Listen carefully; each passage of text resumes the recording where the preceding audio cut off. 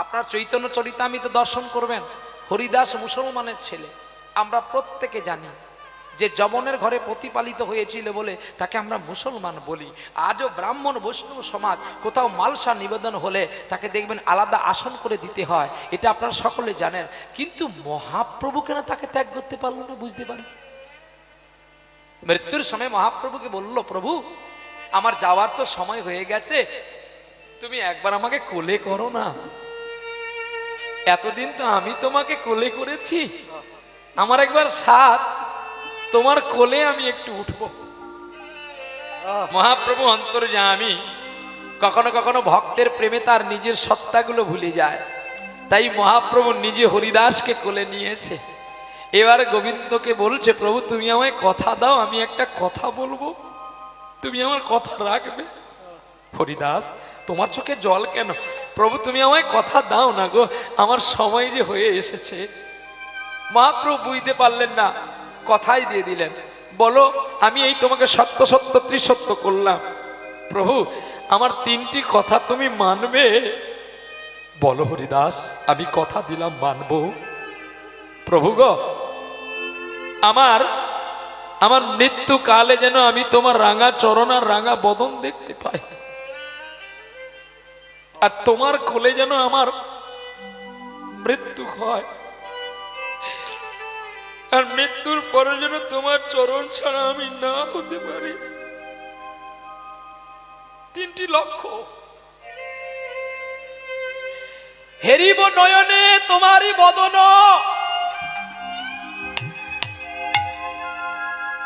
করিব বদনে নাম উচ্চারণ,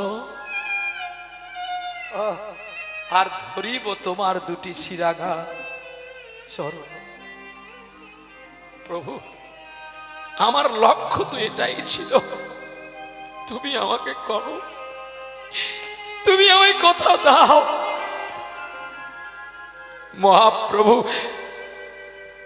কথা দিলেন, হরিদাস তোমাকে অভিশাপ দিতে গিয়ে আমি নিজেই হেরে গেলাম। তুমি দাপরের ব্রহ্মা, আমার ধেনু চুরি করতে এসেছিল বলে আমি অভিসম্পাত করেছিলাম। আমি তোমায় কথা দিলাম হরিদাস,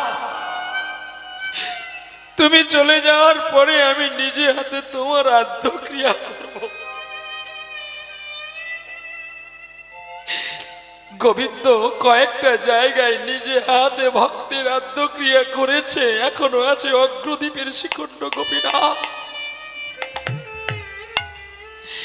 এখনো আছে হরিদাসের নির্যান শ্রীক্ষেত্র গম্ভীরাপুরী, এখনো গোবিন্দের হাতে অর্ধ নাড়ু লেগে আছে মুকুন্দ কবিরাজের পুত্র নাম রঘুনন্দনের। এইগুলো কোনো ফেলে দেওয়ার কথা নয়, তবে আমরা কেন পাই না জানো? আমরা নিজেরা অহমিকা করি যে আমার গুরুদেব এত গুণের গুণী। তোমার গুরুদেব গুণী হলো তো তোমার কি? তুমি কত গুণের গুণ করেছো এটা দেখেছো কি?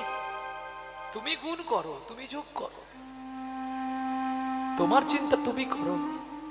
তোমার শ্মশানে দেহটাকে তো গুরু ফুল বাগান করে দিয়ে গেছে, তাহলে গুরুকে দেখাতে হবে না যে গুরুদেব আমি একদিনে এক ঝুড়ি ফুল করেছি, এই ফুল দিয়ে তোমাকে সাজাবো। আজও যেই একটা ফুল, কালো যদি সেই একটা ফুল থাকে, তাহলে তুমি গুরুকে দেবে কি আর গোবিন্দকে দেবে কি? আহা, তাই ভগবান কৃষ্ণের চরণে যেতে গেলে আমাদের সদ্গুরুর প্রয়োজন। চলো, দৈবানী বলল, বিক্রম কিশোর, বিক্রম কিশোর তুমি শোনো। কে কে? আমি তোমার আরাধ্য দেবতা গোবিন্দ, তুমি আমাকে দেখা দিলে। শোনো বিক্রম, দীক্ষা না নিয়ে কারোর সেবা দিলে অপরাধ হয়ে যায়। তুমি সদ্গুরুর কাছে আশ্রয় নিয়ে আশ্রয় করিয়া ভজে তারে কৃষ্ণ নাহি তজে, আর সব মিছে অকারণ। তাই তোমাকে বলি, তুমি সাধু দর্শন করার পূর্বে, তুমি ভগবত সেবা দেওয়ার পূর্বে আগে নিজের দেহটাকে আশ্রয় করো বাবা। ত্যাগের ঘুম ভেঙে গেল, আর যেই ঘুম ভেঙে গেছে আর ঘুমলেন না বিক্রম কিশোর। স্বপনে দেখিল তাহারে, স্বপনে দেখিল তাহারে, আরে স্বপনে দেখিল তাহারে, স্বপনে দেখিল তাহারে, স্বপনে দেখিল তাহারে, দয়াময় স্বপনে দেখিল তাহারে, স্বপনে দেখিল তাহারে, গো দয়াময় স্বপনে দেখিল তাহারে।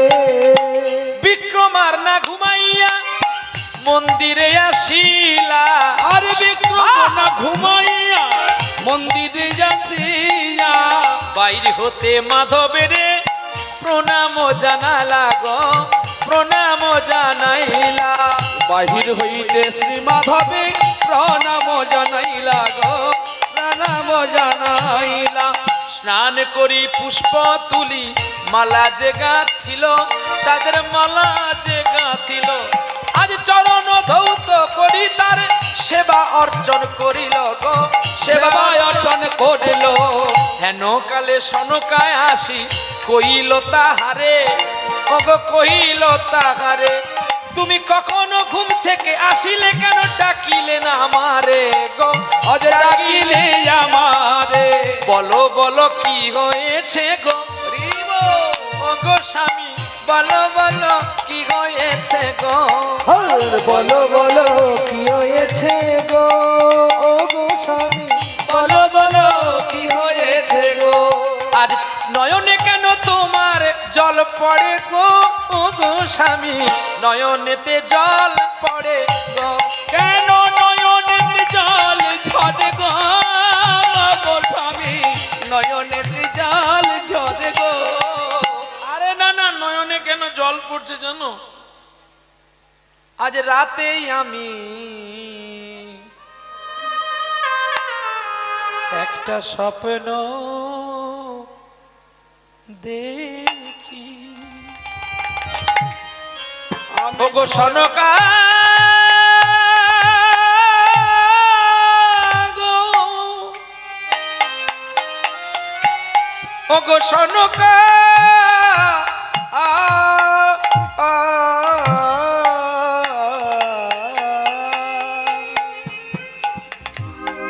আমি রাতে একটি স্বপ্ন দেখি। বলো না, বলো না তুমি কি স্বপ্ন দেখেছো জানো সনকা? একটা ছোট্ট বালক, যে বালককে তার মা যশোদা উদুখলে বেঁধেছিল, আরে ঠিক এমন একটি বালক এসে আমায় বলছে, ওরে বিক্রম রে, এমন করে কোনোদিন গোবিন্দ সাধন ভজন হয় না, যদি দেহকে গোবিন্দ সেবায় লাগাতে হয় তাহলে আগে চাষ করার জানতে হবে। তুমি সদ্গুরুর কাছে যদি না যাও তাহলে তো তুমি চাষ করতে ভালো পারবে না, পারবে না। মিছে মিছি সার ঔষধ বেশি পড়ে গেলে গাছ নষ্ট হয়ে যাবে। তাই সময় থাকতে তুমি সদ্গুরু আস্বাদন করো। তাই বলি ওগো সনকা, এই তোমাকে আমি রাজ্যের ভার দিয়ে চললাম। স্বামী তুমি কোথায় যাবে? আমি কোথায় যাব জানো? আমি সদ্গুরু সন্ধানে যাব। আমি সদ্গুরুর সন্ধানে যাব। ওগো সনকা গো, আমি না আসা পর্যন্ত তুমি গোবিন্দের সেবা করে যাও। স্ত্রী সনকা বলছে, ওগো স্বামী তুমি যদি অপবিত্র, আমিও তো অপবিত্র, তাহলে আমি কেন পাপ করব বলো তুমি? বলে নারী লোকের গুরু হয় পতি আপনা। দেখো ব্যাখ্যা দেখো, আমি তোমায় ওই গুরুর কাছে নিয়ে যাওয়ার আগে আমি তোমায় আজ্ঞা করে গেলাম, তুমি গোবিন্দ সেবা দিলে যত পাপ হবে আমি সেগুলো আমি গ্রহণ করিব। ওগো আমি পাপ হরণ করিব। আচ্ছা তুমি বলতে পারো সনকা, আমার গোবিন্দের সেবা না দিলে তো আরো বেশি পাপ হবে, তার চেয়ে তুমি সেবা দাও, যা পাপ হবে আমি।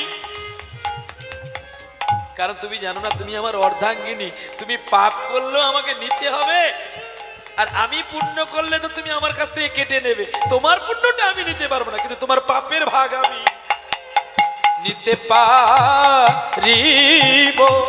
তোমার পাপের ভাগ নিতে পারি গো।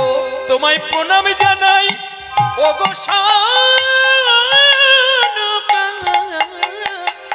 তোমার পাপের ভাগ আমি নেব গো। নিতে পারি, তোমার পাপের ভাগ আমি নিতে পারি। তোমার পাপের ভাগ আমি নিতে পারি। আমি হা কৃষ্ণ বলে নয়নে দিয়ে ফেলবো অমৃত বাড়ি। তোমার পাপের পাপের ভাগ আমি নিতে পারি।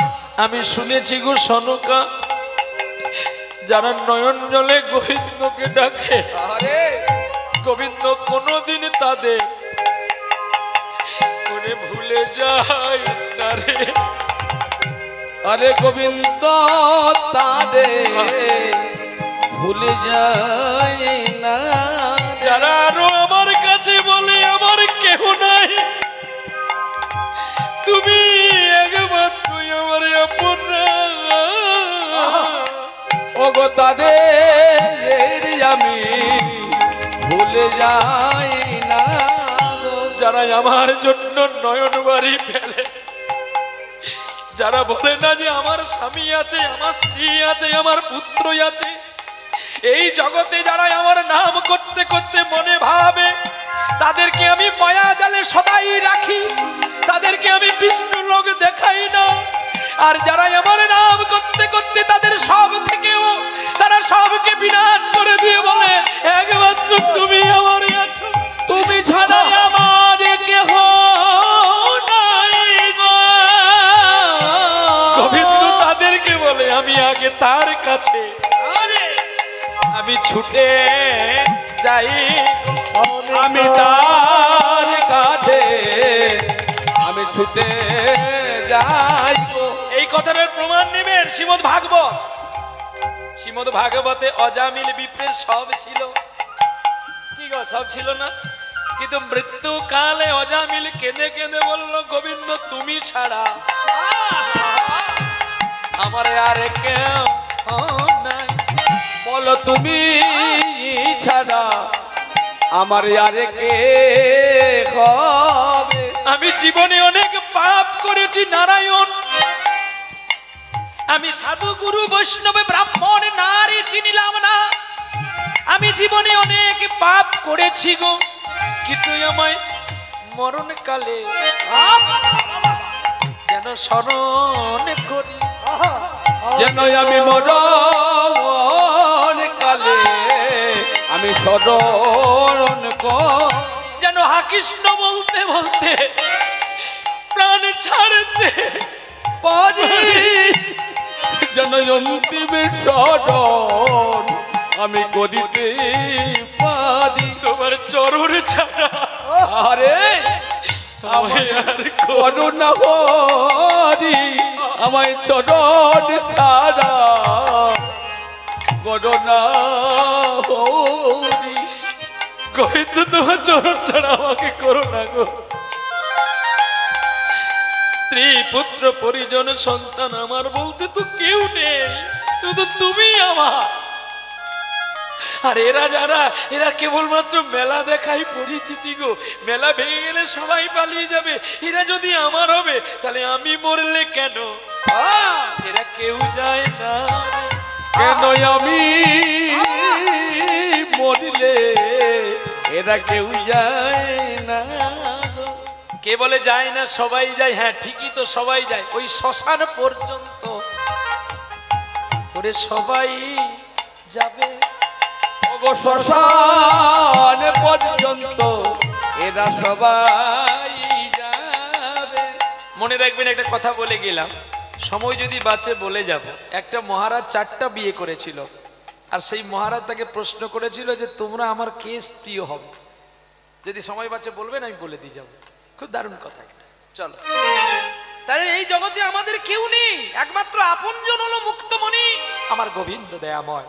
স্ত্রীকে প্রণাম করে রাজ্য থেকে বিদায় নিয়ে চলে গেলেন সনকার কাছ থেকে, আর রাজপ্রাসাদ থেকে চলে গেলেন, অনেক দূরে চলে গেছে গো। আর চলে যাচ্ছে গো পথে, আর ভগবানকে গান গাইতে গাইতে চলছে। আর কতকাল গিরিধারী লাল আড়ালে আড়ালে রবে গো, আড়ালে আড়ালে রবে। আর কত গিরিধারী লাল আড়ালে আড়ালে রবে গো, আড়ালে আড়ালে রবে। নয়নেরই জল ঝরে অবিরত, নয়নেরই জল ঝরে অবিরত, দর্শন দেবে বা কবে? গিরিধারী লাল আড়ালে জানালে রবে গো, আড়ালে জানালে রবে। তুমি আর কত গিরিধারী লাল আড়ালে আড়ালে রবে গো, আড়ালে আড়ালে রবে। দেখা যদি না দেবে ও গো নিরুদ্দয়, তবে কেন আশা দিয়ে ভরালে হৃদয়? দেখা যদি নাহি দেবে ওগো নিরুদয়, তবে কেন না সাজিয়ে পড়ালে হৃদয়? আকুল আমার মরমের ব্যথা, আকুল আমার মরমের ব্যথা আজ কেন গো কাঁদালে তবে? গিরিধারী লাল আড়ালে হৃদয় গৌর হরি বল। রবে গো, আড়ালে জানালে রবে। তুমি আর কত গিরিধারী লাল আড়ালে আড়ালে রবে গো, আড়ালে আড়ালে রবে। যায় চলে যায়, সে যে যায় চলে যায়, কৃষ্ণ নাম মুখে লইয়া যায় চলে যায়। সে যে যায় চলে যায়, আজ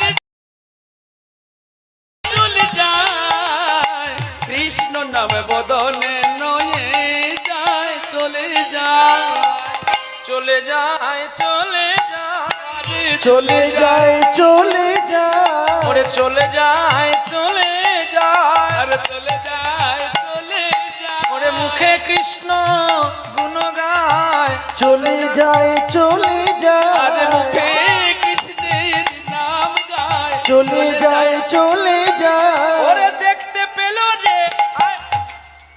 কি কি দেখতে পেল?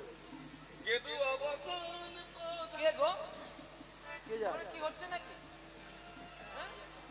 হ্যাঁ কি গো ওখানে কি? আরে না, সবাই ঘুরে দেখছেন কেন? বিক্রম কিশোর চলতে চলতে বৃক্ষতলায় দেখতে পেলো কি যেন একটা বস্তু। হ্যাঁ কি যেন মনে হচ্ছে জানো? আহা, যেন গেরুয়া বসন পড়া নদীয়াতে দিল ধরা, সে কোন মানুষ আইলো দেশে রে, সে কোন মানুষ আইলো দেশে। গেরুয়া বখন পরা নদিয়াতে দিল ধরা, সে কোন মানুষ আইলা দেশে রে, সে কোন মানুষ যাইলা দেশে। কোথায় রইল বৃন্দাবন, কোথায় রইল রায়, ওরে কোথায় রইল খেলার সাথী সিদামার বলাই। কোথায় রইল বৃন্দাবন, কোথায় রইল রায়, কোথায় রইল খেলার সাথী সিদামার বলাই। ও তোর কে বা মন্ত্র দিল কানে, চলে গেলি বৃন্দাবনে। চলে গেলে বৃন্দাবন, ও তোর কে বা মন্ত্র দিল কানে, চলে গেলি বৃন্দাবনে। আছে সচি মাতা কাঁদে বসে বসে রে, সে কোন মানুষ যাইলা দেশে। গেরুয়া বসন পরা নদিয়াতে গৌর হরিব, সে কোন মানুষ যাইলা দেশে রে, সে কোন মানুষ যাইলা দেশে, সে কোন মানুষ যাইলা দেশে রে, সে কোন মানুষ যাইলা দেশে।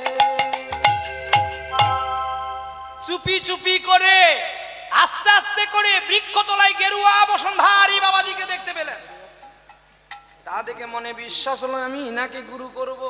এত জ্যোতির্ময় কেন, এত জ্যোতি উঠছে কেন, তার মানে নিশ্চয়ই ব্রহ্ম সাধন মানুষ। ছুটে গেলেন গুরুদেব গুরুদেব বলে জড়িয়ে ধরলেন রাঙা পায়ে। আর যেই রাঙা পায়ে কে রে, সর আগে থেকে বসে আছে, সব আচ্ছা বসে আছে দেখ। আরে সর না, আরে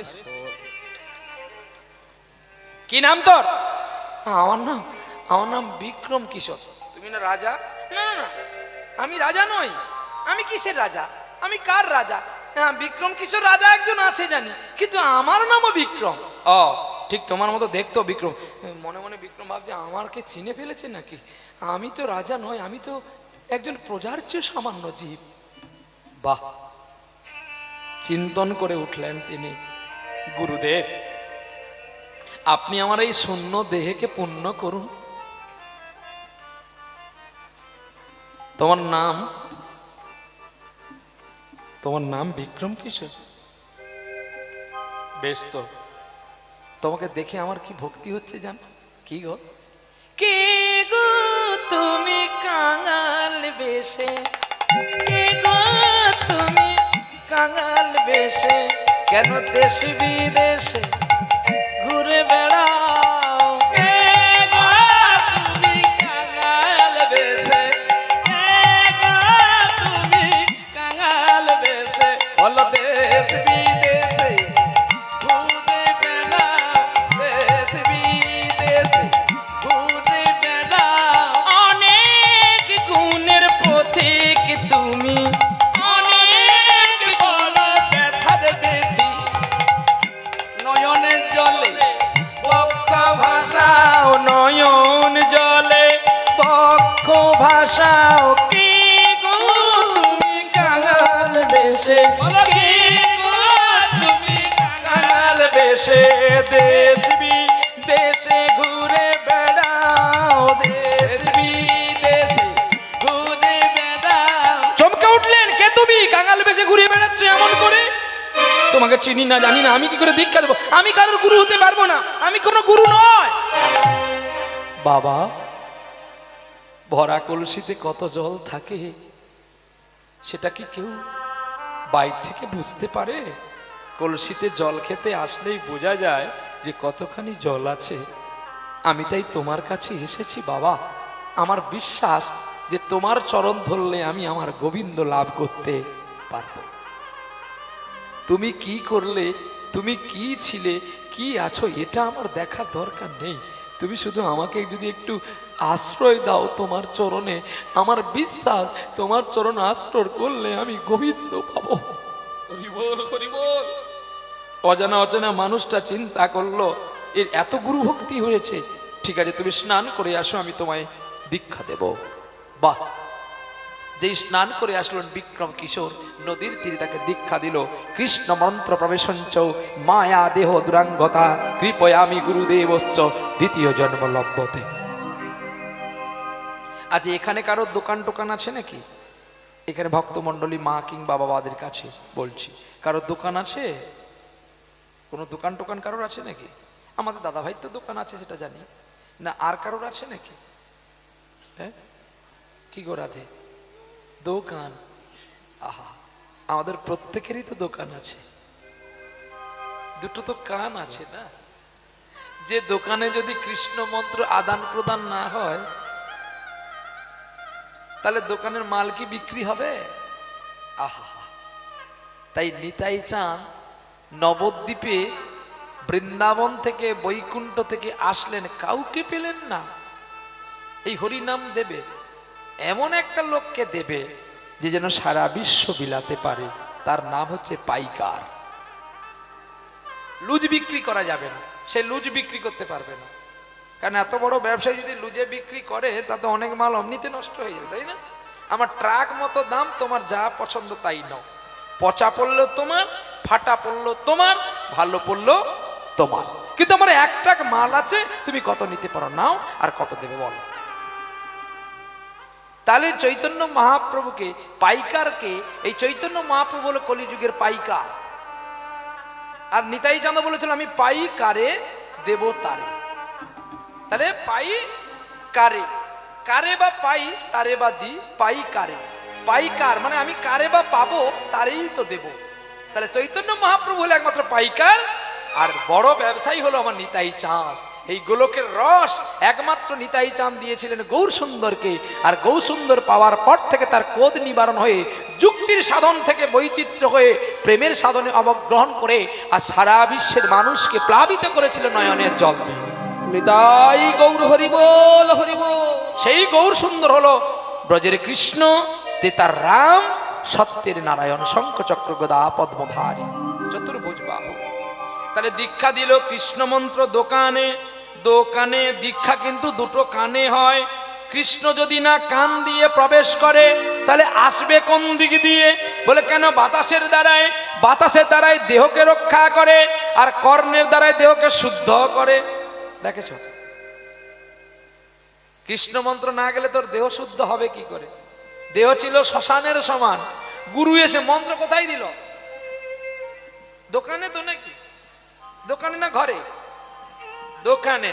তাহলে দোকানে দিলে দোকানের জিনিসটা বেয়ে বেয়ে কোথায় যাবে? ঘরের ভেতরে যাবে। ওরে আট কুঠুরি নয় দরজা, ও তার মাঝে মাঝে ঝরকা কাটা, ও গো আট কুঠুরি নয় দরজা,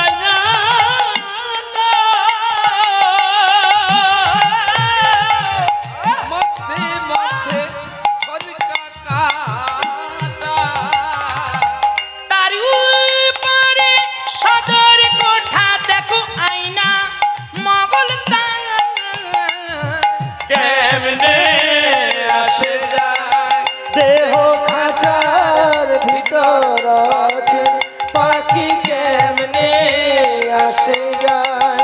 দেহ খাঁচার ভিতর আছে, পাখি কেমনে আসে যায়। ওরে মন তুই রইলি আমার খাঁচা আসি, ওরে খাঁচা যে তোর কাঁচা বাঁশের, কাঁচা বাঁশের খাঁচা কোনোদিন গ্যারেন্টি থাকে না। পাকা বাঁশের খাঁচা তবু কিছুদিন লাস্টিং করে, আর কাঁচা বাঁশের খাঁচায় গুণ পোকা লাগতে পারে, এটাই চিরন্তর সত্য। তোমার আমার রক্তে শুধু পোকায় ভরা, তাহলে কেন মিছে গর্ব করো ভাই?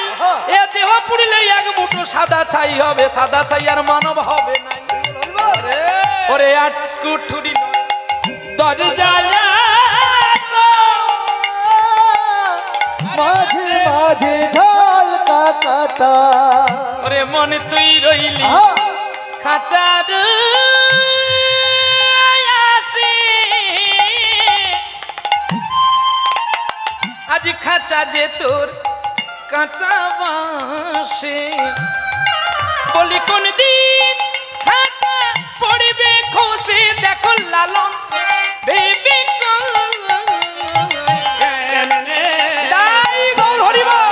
দেহ খাঁচার ভিতর চেন পাখি কেমনে আসে যায়, দেহ খাঁচার ভিতর পাখি কেমনে আসে যায়। তাহলে খাঁচার পাখি যাচ্ছে আসছে, কিন্তু পাখিটা শুদ্ধ করলো কে? গুরুদেব। কৃষ্ণ মন্ত্র প্রবে সংসদে মায়া দেহ দুরাঙ্গতা কৃপয়াম গুরুদেব দ্বিতীয় জন্ম লভ্যতে। জন্মটা দ্বিতীয়বারে হলো। ওই আমাদের যে মাতৃগর্ভ থেকে জন্ম, এটা আসল জন্ম নয়। গুরুদেব দীক্ষা দিলে এটা দ্বিতীয় জন্ম, এবারে জন্ম শুরু হলো। যেমন সত্যের দেশে একটা বুড়িকে জিজ্ঞাসা করেছিল, না তোমার বয়স কত? না আমার বয়স মাত্র 2 বছর। তোমার দাঁত পড়ে গেছে, সব চুল পেকে গেছে, তোমার মরতে আর 2 দিন বাকি, তুমি আর 2 বছর বাজে কথা বলছো কেন? তুমি সত্যের দেশের মানুষে বুড়ি মা হয়ে তুমি মিথ্যে কথা বলছো কেন? বলে আরে বোকা ছেলে, আমার বয়স 82, আমার 80টা বাদ হয়ে গেছে। বলে কেন? না দীক্ষা নিইনি বলে। এই 2 বছর দীক্ষা পেয়েছি, 2 বছর জন্ম। তা যখন আমার জন্ম হয়েছে তখন আমি বলেছি, নারদ বলে তোমাকে প্রণাম জানে, তুমি যে সত্যের মানুষ। মিথ্যাটাকে দূরে ফেলে দিয়েছি। 80টা বছর ভগবত সাধনা করেনি, তাহলে এ জন্ম থেকে আমার লাভ কি? তাই বলি বাবা রে, আমি সারা জীবন আমার করে কেঁদেছি, কখনো গোবিন্দের জন্য কাঁদিনি। এই 2 বছর গুরু দীক্ষা দেওয়ার পরে 2 বছর কাঁদছি, তাই আমার জন্ম 2 বছর। এই হলো কৃষ্ণ সাধন তত্ত্ব। তাই আমাদের যাদের দীক্ষা হয়নি, সময় আছে, এখনো সামলাও, নালে ঘরে যদি চোর ঢুকে, তো ঝাঁটু ছেনু কিছু রাখবে না, সব নিয়ে পালা। সামলাও মানে ঘরকে সামলাতে বলছে। আবার ঘরের ভেতরে যদি স্বামের নাম না ল, দেখেছো বাংলা ভাষার ব্যাকরণ গুলো দেখো, সামলাও, সামলাও, আবার শ্যাম লাও, শ্যামের নাম নাও। শ্যামের নাম নিলে যে না নিলে যে গোবিন্দ সাধন না করলে যে তাকে কৃপা পাওয়া যাবে না, শুধু আসা যাওয়াটা ব্যর্থ হয়ে যাবে। চলো নিতাই গো, গুরু দীক্ষা দিয়ে দিয়েছে আর তার মন পবিত্র হয়ে গেছে। চলো গুরু যাই দুজন পারে, এবার চলো গুরু যাই দুজন পারে, আমার একলা যেতে ভয় করে, চলো গুরু যাই দুজন পারে, আমার চলো গুরু যাই দুজন পারে। আমি কোথায় যাব তোর সঙ্গে? কেন গুরুদেব, তোমাকে আমার বলা হয়নি। আমি তোমার কাছে যদি দীক্ষা না পেতাম, তাহলে আমার মানব জন্ম ব্যর্থ হতো। এটা নাই আমি মিথ্যা কথা বলেছি, আমার কেউ নাই। কিন্তু গুরুদেব, তোমার কাছে মিথ্যা বললেও পাপের ক্ষমা হয়, কিন্তু অন্য কারো কাছে বললে পাপের ক্ষমা হয় না। বলে কি করে? বলে গুরুদেব আমার স্ত্রী আছে, কিন্তু আমার ছেলে মেয়ে নাই। তুমি একবার চলো না, আমার স্ত্রীকে যদি দীক্ষা না দাও, আমি আমার স্ত্রীর হাতে কি করে খাবো তুমি বলো? তাহলে চল। এই বলে গুরুকে নিয়ে চলছে। গুরু পদে মন আছে যার, পারে যাওয়ার ভাবনা কি? গুরু পদে মনে আছে যার, পারে যাওয়ার ভাবনা কি? গুরু পদে মনে আছে যার, ওরে সদাই থাকবি মনানন্দে, আরে সবাই থাকবি মনানন্দে, ও তোর নিরানন্দ করবে বাকি। আরে গুরু পদে মনে আছে যার, পারে যাওয়ার ভাবনা কি? গুরু পদে মনে আছে যার, ওরে করব পূজা মন ফুলে,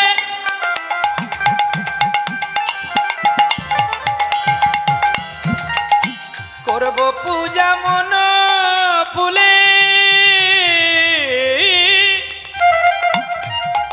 আমি অর্ঘ দেব নয়ন জলে, আবার ডাকবো সদা শ্রী গুরুদেব বলে, আমি রাখবো সদা গুরুদেব বলে, ওরে মরণ কালে দেবে না ফাঁকি। আরে গুরু পদে মনে আছে যার, ভাবনা কি? গুরু পদে মনে আছে যার, পারে যাওয়ার ভাবনা কি? গুরু পদে মনে সাধু গুরুর শরণ নেব, তাদের চরণ ধুলায় ঘর বানাবো। সাধু গুরুর শরণ নেব, তাদের চরণ ধুলোয় ঘর বানাবো। এই দেখো, ঘর যখন বানাবেন রড দিয়ে না, সিমেন্ট দিয়ে না, বালি দিয়ে প্লাস্টার করে না, পুটি করে না, ভালো অ্যাসেসমেন্টের রং দিয়ে না, কি দিয়ে করবেন দেখো? সাধু গুরুর শরণ নেব। ঘর যদি ভালো করে বানাবি, যে ঘর ঝড়ে ভাঙবে না, সাধু গুরুর শরণ নেব, তাদের চরণ ধুলাই ঘর বানাবো। আবার হরি নাম দিয়ে আমি বেড়া দেব, দেখি দমকা ঝড়ে করে বাকি।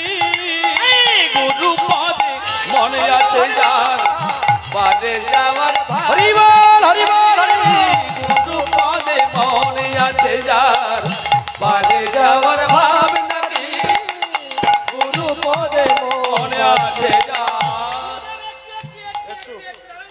আসছি আসছি আসছি আসছি। আরে কি বলছো, কি বলছো? আরে কি হয়ে গেল? আরে কি হলো ওদিকে? আস্তে আস্তে, বিচলিত হবেন না।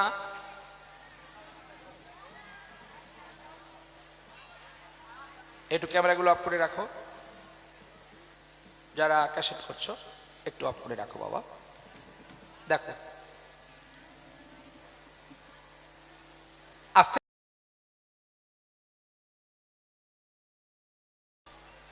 বসুন বসুন সবাই বসুন। গুরু পদে মনে আছে যার, পারে যাওয়ার ভাব নাকি। গুরু পদে মনে আছে যার। কি গো, এতজন মানুষ ভয় পেল কাকে? তার নখও নাই, তার বড় বডিও নয়। কি কায়দা দেখেছ? শুধু বেয়ে গেলে লোকে ভয় করে। কি ও মুখ দিয়ে যদি একটু কামড় দেয় একদম অমৃত দিয়ে দেবে। তাই গৌর হরি বল।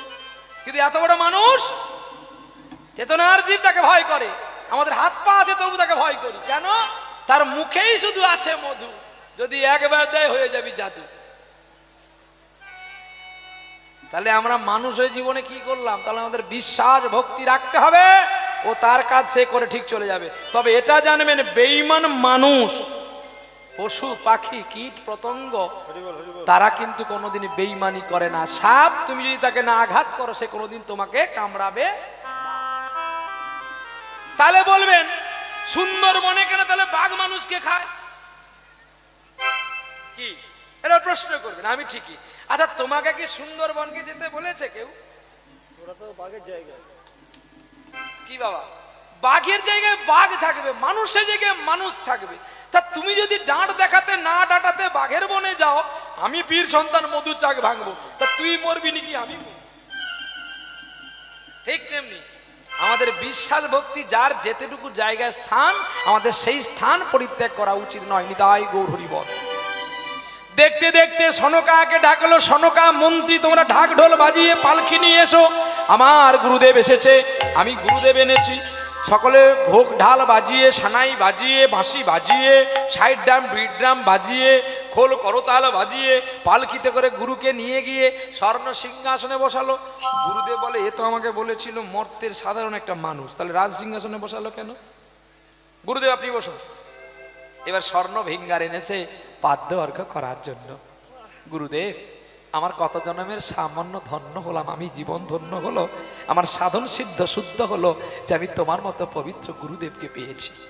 আরে বিক্রম, তুমি তো বলেছিলে যে তোমার কোনো রাজা নেই, তুমি রাজা নয়, তাহলে তুমি মিথ্যা কথা বললে কেন? না গুরুদেব, গুরুর কাছে আমি মিথ্যা বলিনি, এই গুরুদেবের চরণ ছুঁয়ে বলছি। আচ্ছা বলো তো গুরুদেব, যখন আমার দীক্ষা হয়নি তখনও তো আমার কেউ নয়।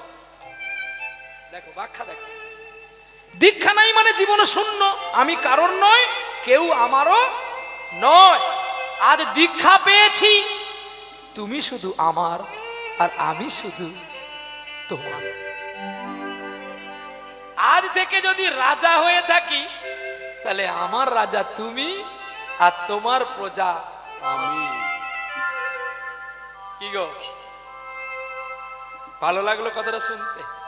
গুরুদেব, আমি জানি না বলেই রাজা সেজেছিলাম, কিন্তু আজকে জানলাম আমারও রাজা আছে। বলি আমার রাজা তুমি, আর তোমার প্রজা আমি। তুমি আমাকে যা আজ্ঞা করবে আমি তাই পালন করব গুরুদেব। মর্তের মানুষটি অবাক হয়ে গেল যে আমাকে গুরু করে যদি এত কিছু লাভ করে নিতে পারে। বেশ, আমি তোমাকে পরীক্ষা নেব, তুমি কতখানি আমাকে ভালোবাসো।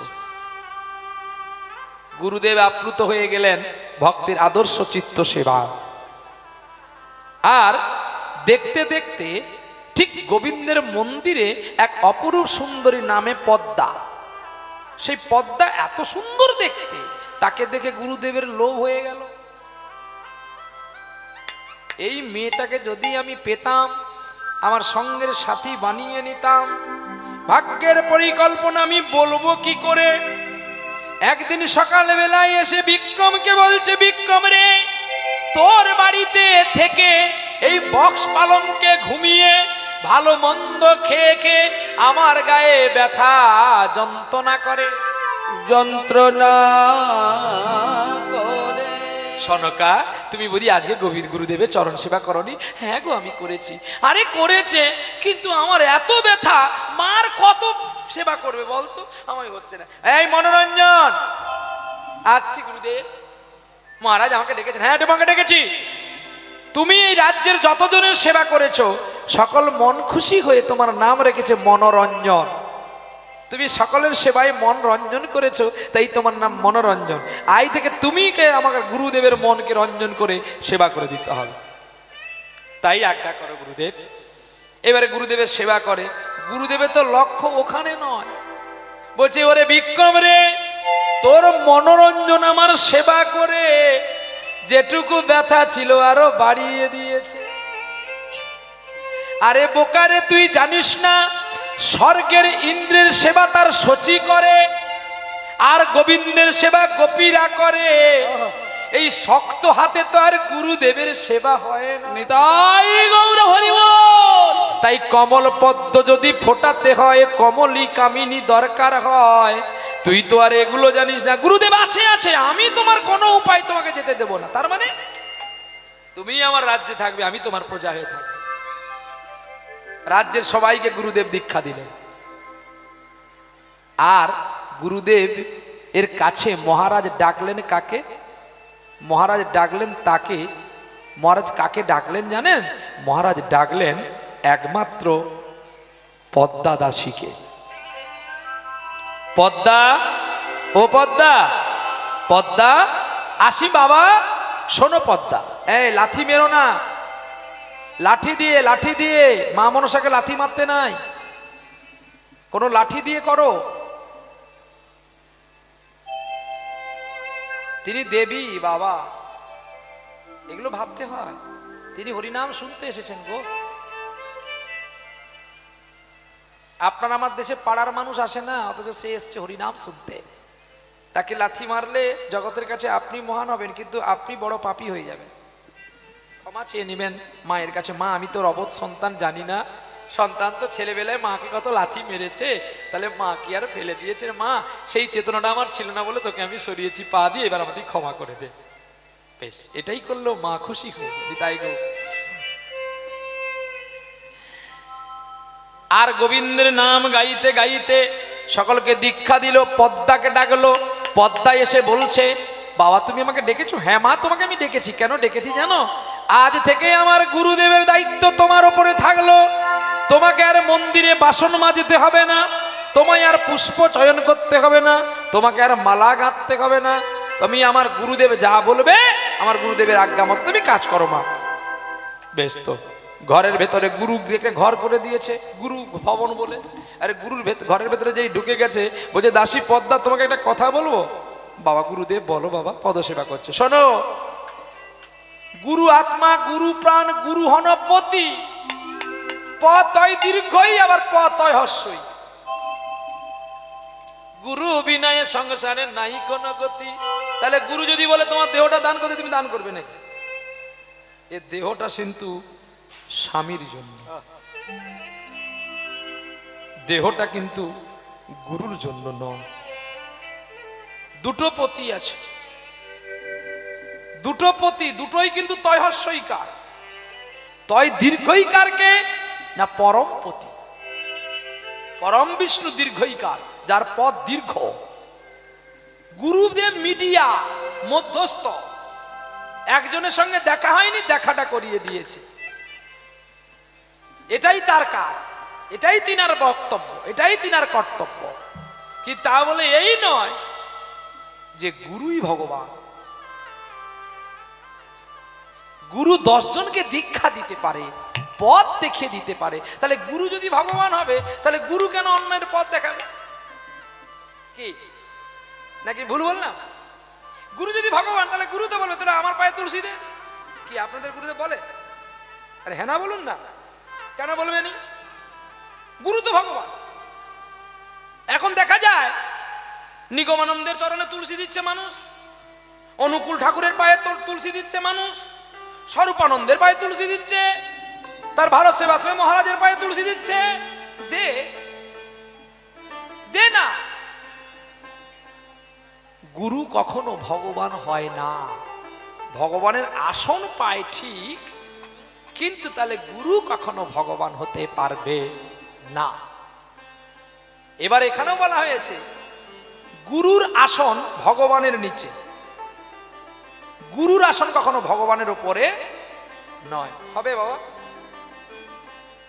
এখন অনেকেই দেখতেছি এই নিয়ে অনেক বিতর্ক। এক জায়গায় আমি গিয়েছিলাম গান করতে, বলছে বাবা আমার যদি জায়গা না থাকে, আমার যদি সিংহাসন ভালো না থাকে, আমি যদি গুরুকে আগে উপর জায়গায় রাখি, তাহলে ভগবানের কাছে ভগবানকে আমি কোথায় রাখবো? আমি তাহলে ভগবানকে তোমার গুরুদেবের মাথায় রাখবে। বলছে আমার সেখানে জায়গা নাই। আমি তাহলে তো রাখার দরকার নেই না। আর কি বলবো? সে যদি রিজিড নিয়ে বলে আমি ওই জায়গা থেকে আমার ভগবানকে নামাবো না, তাহলে আপনারা তো এখানে বলবেন প্রহ্লাদ কীর্তনিয়া মানে আমাদের কাছে প্রহ্লাদ বড়, তাহলে ফেস্টনে কেন আমার ছবিটা নিচে রাখবেন, ভগবানের উপরে রাখতে পারতেন? আমি তো বড়। কিন্তু না, এটা ভুল ব্যাখ্যা। কোন গুরুদেব বলেনি যে আমি কৃষ্ণের চেয়ে বড়। তাহলে আমি যদি কৃষ্ণের চেয়ে বড়, তাহলে আমি কি মন্ত্র দিলাম তোর কানে? কৃষ্ণ মন্ত্র, তাহলে তো আর কোনো মন্ত্র নাই। তাহলে আমার নামে মন্ত্র দিতে পারতাম নাকি? আমরা সকলে নিজের জন্য চিন্তা করলাম, ভগবানের জন্য চিন্তা করলাম না। নিতাই গৌর হরি বল। চল, তাহলে গুরু যখন বলল, পদ্মাকে বলছে পদ্মা রে, তুই যদি আমার কথা শুনিস, এই রাজ্যের রানী হবি একদিন তুই, আর আমি হব রাজা। আর যদি না তুই আমার কথা শুনিস, এই রাজ্যের রাজা তোকে কঠিন সাজা দেবে। কারণ আমি যা বলবো গুরুদেব সবাই কথা শুনবে, এ প্রজাগণ সকলে আমাকে মানে সম্মান করে। গুরু কোনো খারাপ কাজ করতে পারে, এটা কেউ মানতে পারে?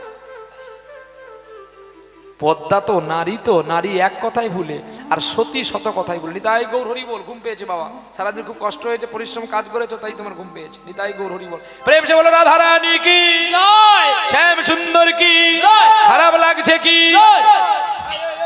ওই আস্তে আস্তে, ওই 10 টাকা 100 টাকা 100 টাকা 100 টাকা দিব না যদি না আসিস। 100 টাকা 100 টাকা দিকে আয়। আরে না না না, আমার দোষ, আমার দোষ, আমার দোষ। আই বলছি কানে কানে, কানে কানে। কাকা তোমার জন্য আজ সকলে বিপদে পড়েছে, আসো, তোমার শাশুড়িকে আমি বিয়ে করবো। তাই গৌর হরি বল। আরে কাকার কাছ থেকে 100 টাকা নেবো তো, ওই যে বাজি হয়েছিল। আয় আয়।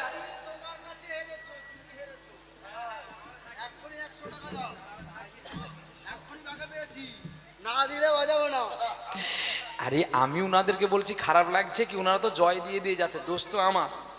আমি ওর সঙ্গে বাজি করে 100 টাকা হেরে গেছি, গাড়িতে হেরে গেছি। দেবো 100 টাকা দেবো।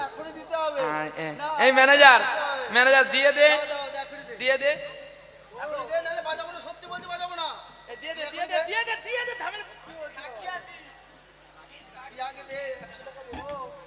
নিতাই গৌর হরি বল, হরি বল। খারাপ লাগেনি তো?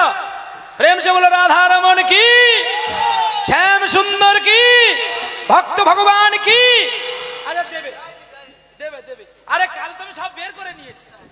হ্যাঁ দিয়ে দে তো, দিয়ে দে তো।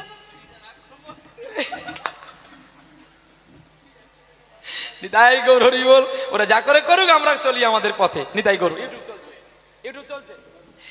প্রেম সে বলো রাধা রমন কি জয়।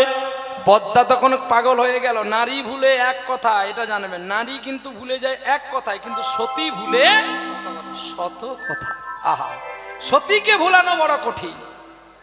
নারী কিন্তু এক কথায়, শাড়ি দিবেন বলুন, সোনা দিবেন বলুন, সে তোমার সঙ্গে দীঘা পালিয়ে যাবে। কিন্তু সতী 100 কথায় সতী ভুলে। তার প্রমাণ মন্দোদরীর কাছে যখন মই রাবণ গিয়েছিল, আর রাবণকে প্রতিশ্রুতি দিয়েছিল মন্দোদরীকে যে তোমার বাবা আমাকে একটা যৌতুক দিয়ে যেটা তুমি যত্ন করে রাখো, এটাকে যতদিন যত্নে রাখবে আমি ততদিন বেঁচে। তো সেটাকে যত্ন রাখতে বলেছিলেন। এখন গণক ঠাকুর সেজে হনুমান গেছে মৃত্যু বানানো। র করে নাম যার সেই জয়ী হবে। র করে নাম বলে, র করে তো রাবণ আর রাম কে যে তুমি জানো না, ত্রিসন্ধ্যা গায়ত্রী জপ যিনি করেন তিনি জয়ী হবে। কিন্তু মা সাবধান, সে নিজে গণক ঠাকুর সেজে আসছে, সে নিজে বলছে কখনো হনুমান মুখ পোড়া বাঁদরটা গণক ঠাকুর সেজে এসে তোর স্বামীর মৃত্যুমান নিয়ে পালিয়ে যাবে, যত্নে রাখবি, কাউকে বলবি না। বলবে যত্নে রাখবি? বলে হ্যাঁ তুই যত্নে রাখবি, কাউকে বলবি না কোথায় আছে। বলে বাবা আমি তো এক্ষুনি দেখে এসেছি, তুই দেখ যা হতচ্ছাড়ি আছে না কে নিয়ে পালিয়েছে। কেন কথাটা বললো? তাকে দেখতে যেতে বললো এই কারণে, কোথায় আছে বস্তুটা সেটা যদি সে না দেখে তাহলে সে চুরি করবে কি করে। যেই মন্দোদরী দেখতে গেল, আর যেই মন্দোদরী দেখতে গেল অমনি সঙ্গে সঙ্গে নিজ রূপ ধারণ করে পবন দেবের পুত্র উড়ে গিয়ে সেই মৃত্যুবান নিয়ে পালিয়ে গেল। আপনারা প্রশ্ন করবেন হনুমানের তো পাখনা নাই, হনুমান কি করে ওড়ে পাখির মতো? গন্ধমাদন পর্বত যদি রাম নামে নিয়ে আসতে পারে, তাই সামান্য মৃত্যুবান নিয়ে কেন যেতে পারবে না? হরিনাম এমন একটি মধুর রস। তাহলে শোনো এবারে, হনুমান তো ভগবানের দূত, সে কতখানি ভালোবাসে বক্ষ চিরে দেখিয়েছিল, যেটা মানব দেখাতে পারে না। বৃন্দাবনে একটা গোয়ালা মেয়ে প্রতিদিন দুধ দিতে আসে বৃন্দাবনে, কিন্তু দুধ দিতে এসে দেখা গেল কি জানেন তো, সে তার বিলম্ব হয়ে যায় নদী খেয়া পারা হতে। তখন বৃন্দাবনের মানুষগণ বলছে তোমার কাছে আর দুধ নেব না। বলে কেন? না তোমার দুধ নিয়ে আসতে দেরি হয়ে যায়। সে এখন ভগবানের কাছে কাঁদলো, আর একটা পাগল মানুষ তার সঙ্গে দেখা বলছে তুই তুই খেয়ার জন্য অপেক্ষা কেন করি? তাহলে আমি যাব কি করে? তুই পাগলি। এই পাগলি বলার সঙ্গে সঙ্গে রচৈতন্য মানুষটাকে দেখতে পেল না। দুধ নিয়ে আসছে, ভাগবত কথা হচ্ছে। ভাগবত আসলে ভগবানের কথা বলতে বলতে তিনি পাঠকদের বলে ফেললেন যে কৃষ্ণ নামে যদি কেউ নয়ন বন্ধ করে হা কৃষ্ণকে একভক্তি করে ডাকে, সে জলের ওপর দিয়েও হেঁটে যেতে পারে। গোয়ালা মেয়েটার মনে হয়ে গেল আমি তো প্রতিদিন দুধ নিয়ে যাই, বিলম্ব হয়ে যায়, আজ আমি একটু নয়নের জল দিয়ে কৃষ্ণকে ডাকবো যেন আমি তাড়াতাড়ি করে নদীর উপর দিয়ে পার হয়ে চলে যাই। ঠিক নদী পাড়ে এসে কৃষ্ণকে বলছে, হে কৃষ্ণদেব, তুমি আমাকে যদি তাড়াতাড়ি না পার করে দাও, আমার দুধগুলো কেউ নেবে না, আমি গরিব মানুষ, দুধ বিক্রি করলেই 2 পয়সা পাই, এতে আমার সংসার চলে। হা কৃষ্ণ, হা কৃষ্ণ বলে চলতে আছে গো। গোয়ালা মেয়েটা জলের উপর দিয়ে হেঁটে হেঁটে চলে গেল। ব্রজের গোপীরা সব অবাক।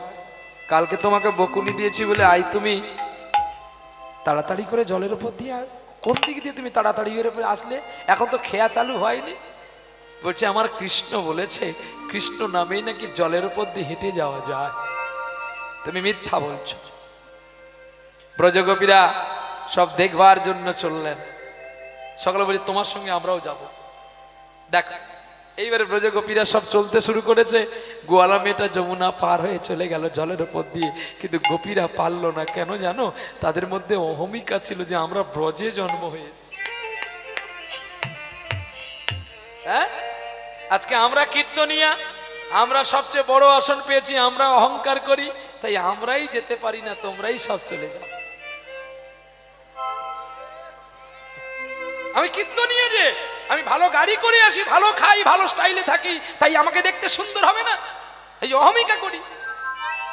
আর তোমরা বাড়িতে থাকো, গৃহের কাজ করো, গোবিন্দকে ডাকো, তাই তোমরা ভাবো যে গোবিন্দ প্রহ্লাদ কত পদ এগিয়ে গেল, আমরা কেন পারলাম না। কিন্তু প্রহ্লাদ তো জানে আমি একটা কীর্তন। এই অহংকারে আমি নদী পার হতে পারছি না, অথচ তোমরা সকলে পার হয়ে যাচ্ছ গো। তাই তোমরাও যখন পার হবে না, এ কাঙালটাকে একটু সঙ্গে নেবে গো। যদি ভক্তের কৃপা হয় তবে জীর্ণ তরিটাও যেতে পারে গো। দেখতে দেখতে পদ্মা প্রেমে কাম প্রেমে পাগল হয়ে গেল। আর গুরুদেব সকালে বেলায় ছদ্মবেশের অভিনয় নিয়ে নিল। ওরে বিক্রম রে, আজ কেন তোর গোবিন্দকে স্বপ্নে আমি দেখলাম, তোর গোবিন্দের অঙ্গ জ্বালা করে, তোর গোবিন্দ কাঁদছে রে। তুই এক কাজ কর, তুই দুদিনের জন্য আমায় ছুটিয়ে দে, আমি বন থেকে যদি শ্বেত চন্দন এনে ওর গোবিন্দের গায়ে লেপন করতে পারি, তাহলে তোর গোবিন্দের জ্বালা মুক্তি হবে। বিক্রম কিশোর বলে উঠল, গুরুদেব তোমাকে যেতে হবে না, আমি যাব। আহা, গুরুদেব তুমি থাকো। ওগো সনকা, যদি পদ্মা কোনোদিন গুরুদেবের সেবা না করে, তুমি দাসী পদ্মা হয়েও আমার গুরুদেবের চরণ সেবা করো আর গোবিন্দের সাধন করো। আমি চললাম। গুরুদেবকে প্রণাম করে বনে পৌঁছে গেছে গো। কোথা ধ্রুব তারা দুর্গতি ঘটা, কতদিনে মা তোর করুণা হবে। কোথা ধ্রুব তারা দুর্গতি ঘটা, কতদিন মনে করুণা হবে। কোথা ভব তারা দুর্গতি ঘটা, কবে দেখা দিবি কোলে তুলে নিবি, সকল যাতনা জুড়াবে। কোথা ভব তারা দুর্গতি ঘটা, কতদিনে মনে করুণা হবে। কোথা ভব তারা দুর্গতি ভরা। যখন বনের মধ্যে বিক্রম পৌঁছে গিয়েছিল, সূর্যদেব অস্তাচলে চলে গেছে। বাঘ ভল্লুক ঘিরে ফেলেছে বিক্রম কিশোরকে খাওয়ার জন্য। আর যেই কাঁদলেন হা কৃষ্ণ গুরুদেব বলে কেঁদে উঠলেন, অমনি বনের মধ্যে দেখতে পেলেন একজন মাকে। আহা, বিক্রম তো কোনোদিন মায়ের স্নেহ পায়নি, মায়ের শ্রদ্ধা পায়নি, তাই ছুটে গিয়ে মা মা বলে জড়িয়ে ধরলো। বাঘ সিংহ তাড়া করলো।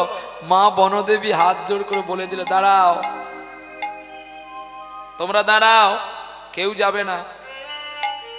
ভবদেবীর কথা শুনে বাঘ ভল্লুক দাঁড়িয়ে গেল। বিক্রম, মা তুমি আমার নামটা জানলে কি করে? হ্যাঁ রে, ছেলের নাম মা জানবে না তো জানবে বই কে বল।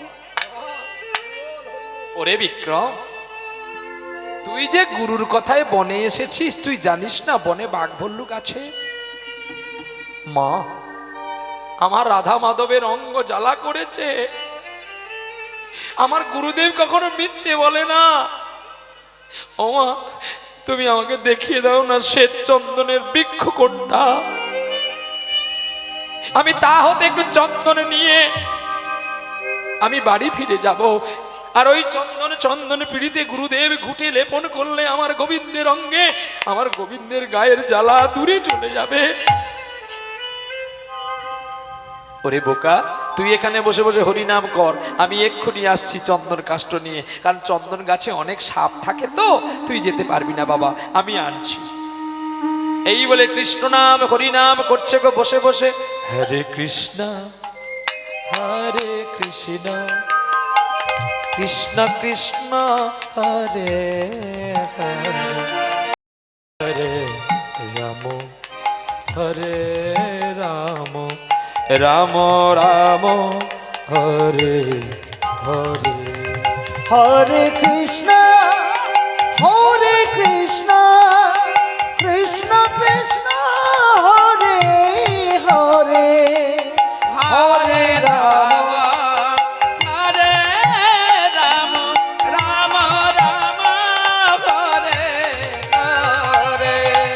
হরে কৃষ্ণ হরে কৃষ্ণ কৃষ্ণ কৃষ্ণ হরে হরে হরে রাম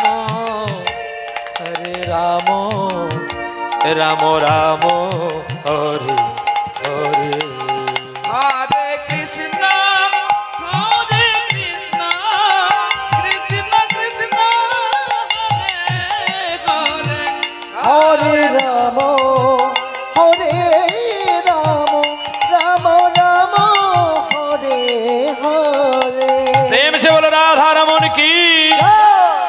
আর এদিকে মা বনদেবী নগেন্দ্র নন্দিনী চণ্ডী চন্দন কাষ্ঠ নিয়ে আসলেন। আর চন্দন কাষ্ঠ নিয়ে আসার পরে চন্দন কাষ্ঠ হাতে দিল। আর গুরুদেব তাকে বনে পাঠিয়েছে বলে গুরুদেবের জন্য একটা ফল এনে দিল। বলে ওরে খোকা রে, তোর গুরুদেবকে এই ফলটা খেতে বলবি। আনন্দে মাকে প্রণতি জানালো, মা গো যদি আমার গুরুদেব কিছু বলে, আমি যদি আর কোনোদিন এই বনের ভেতরে আসি, তুমি একবার আমায় দেখা দাও।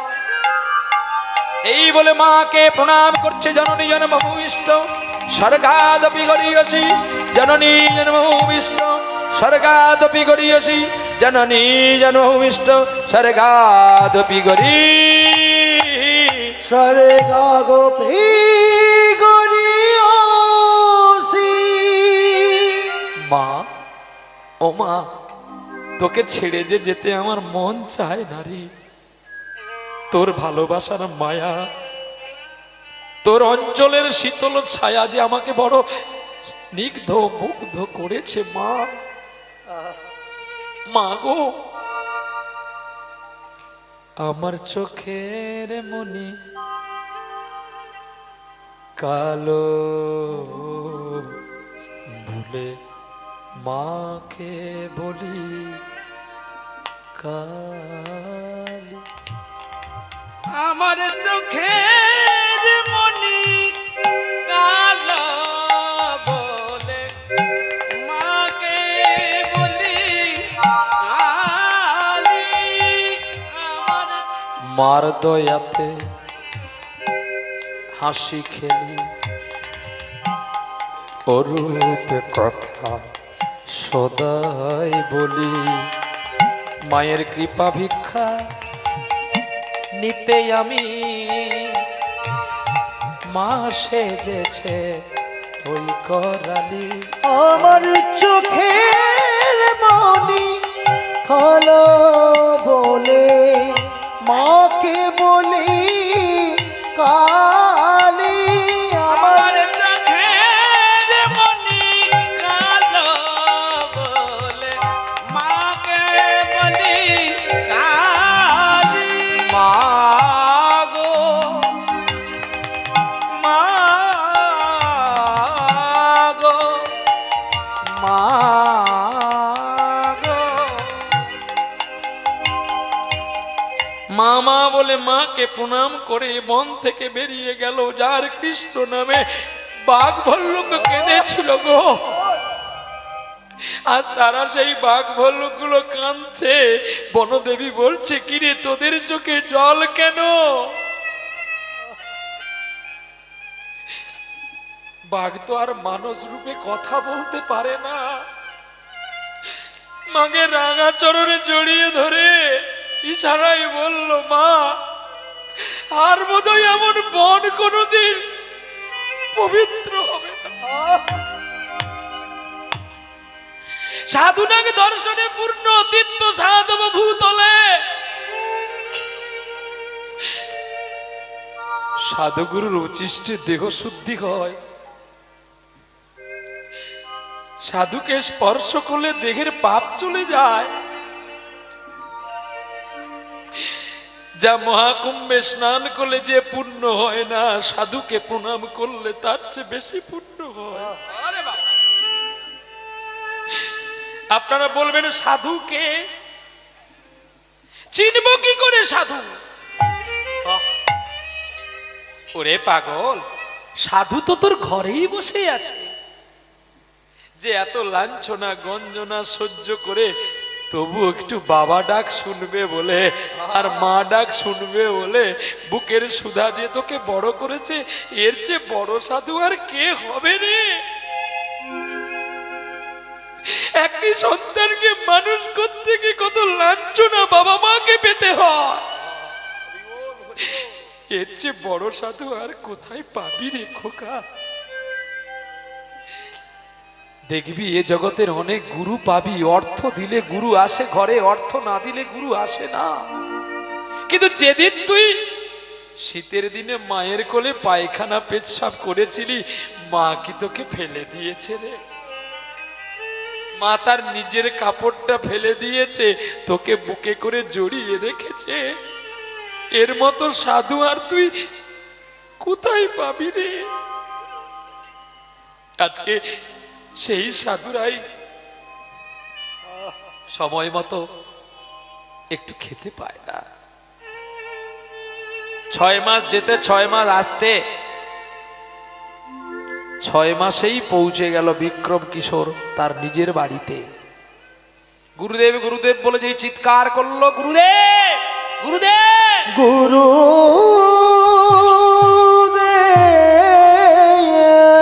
গুরুদেব আমি এসেছি। চলো চলো চলো দেখি চলো। দেখি আহারে তোমার দাড়ি হয়ে গেছে, তুমি কত কষ্ট পেয়েছো খোকা, আমি জানি তুমি এত পথ যেতে পারবে না। গুরু বিষ্ণু গুরুরেব মহেশ্বর গুরুরেব পরম ব্রহ্ম তস্मै শ্রী গুরবে নমঃ।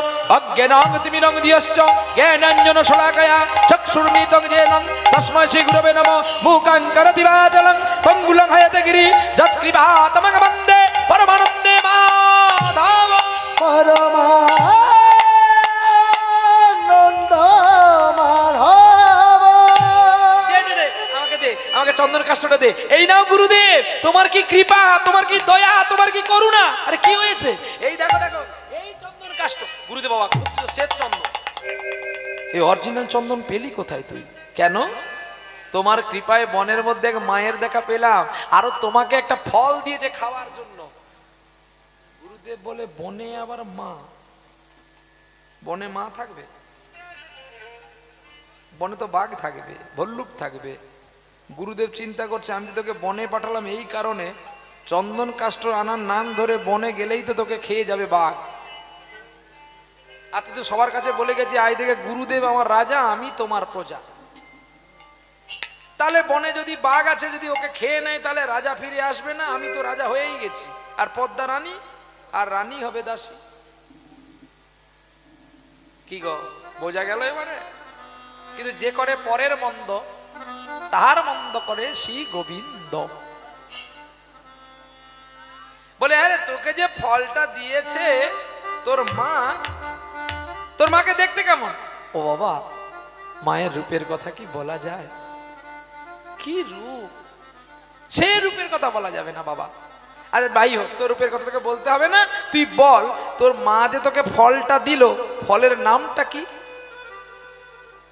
বলছে বাবা এটা তো আমাকে বলেনি।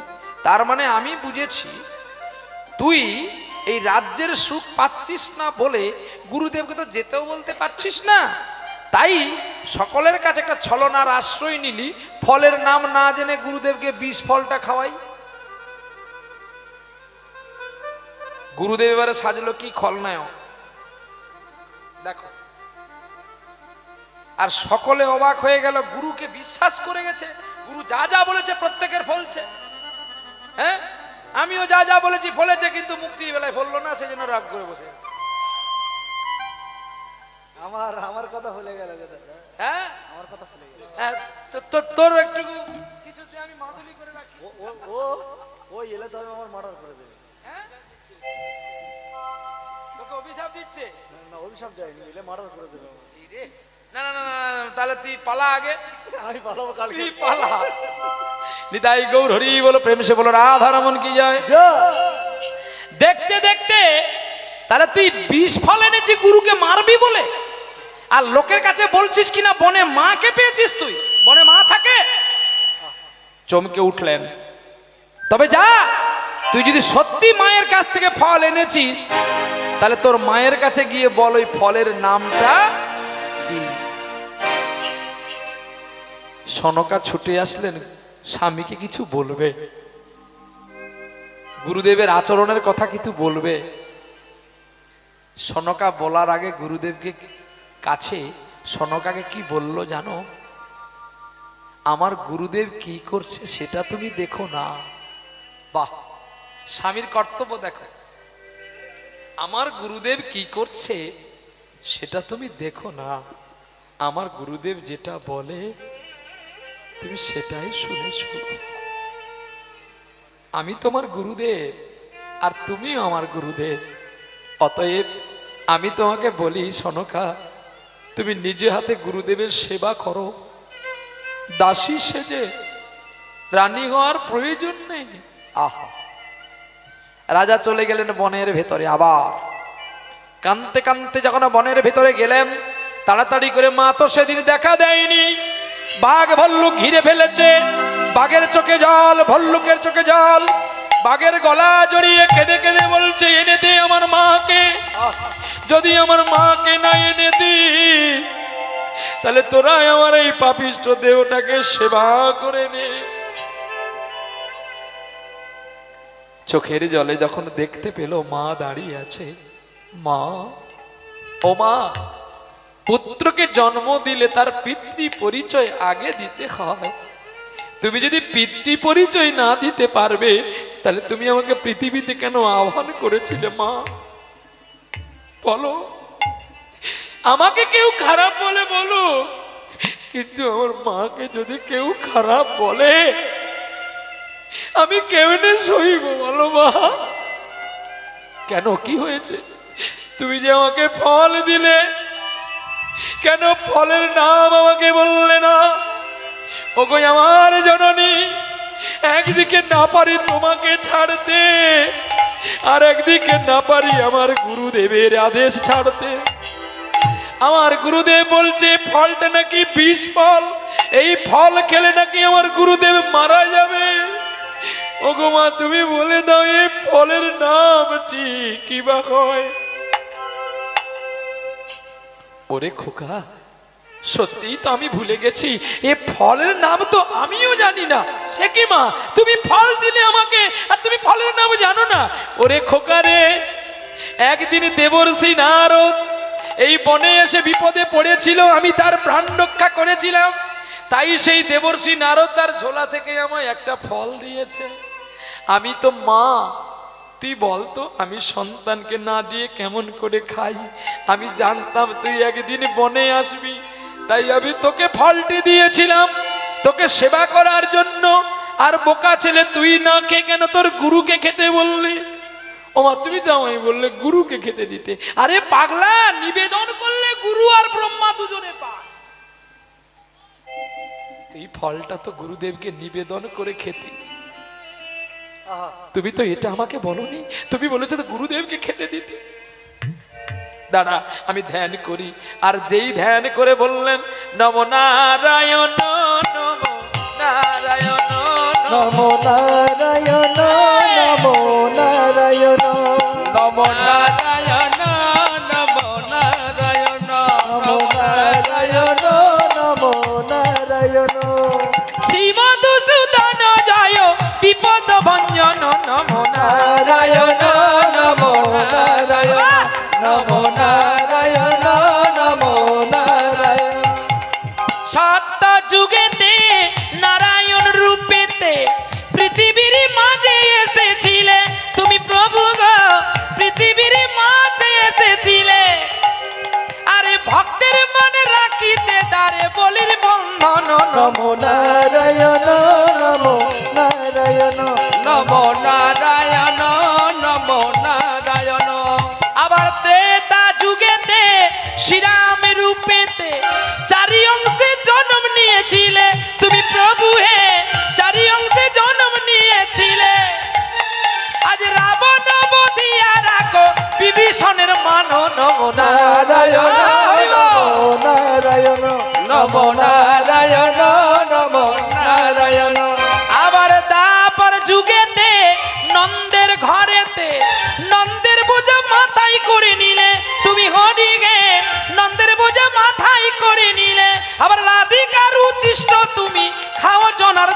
নমো নারায়ণ আই গৌর হরিবা নারায়ণ হ্যাঁ নারায়ণ নমো নারায়ণ আবার কলি যুগেতে নদিয়া নগরেতে সচি সিন্ধু করবো আলো দিলে তুমি হরি হে সচি সিন্ধু করবো আলো দিলে জীবের নিস্তারের লাগি কর নামে সংকীর্তন নম নারায়ণ নমো বিদায় গৌর হরিবল নমো হরিবল নারায়ণ নমো নারায়ণ নমো নারায়ণ এদিকে আয়, হতচ্ছাড়া। তোর প্রাণ বের করবো, এদিকে আয়। নারদ বলে মন্দ নয় মন্দ নয় এখানে মন্দ মন্দ বয় বসন্ত হ্যাঁ কি হয় রে দেখি তো গন্ধ বেরোচ্ছে নামলো ঢেকির বাহনে। হ্যাঁ ঢেকির বাহনে নামলো গো বলি মা কি হয়েছে গো তুমি আমাকে ডাকলে এই হতচ্ছাড়া তুই যে ফলটা দিয়ে দিলি ফলের নাম কি ও গো ফলের নাম তো আমিও জানি না সর্বনাশ তুই ফল আমাকে দিলি ফলের নাম জানিস না তাহলে ফলের নাম জানলো কে ও মা তুমি রেগো না এ ফল আমায় দিয়েছিল আমার মামা ফল দিয়েছিল আমার মামা ফল দিয়েছিল আমার মামা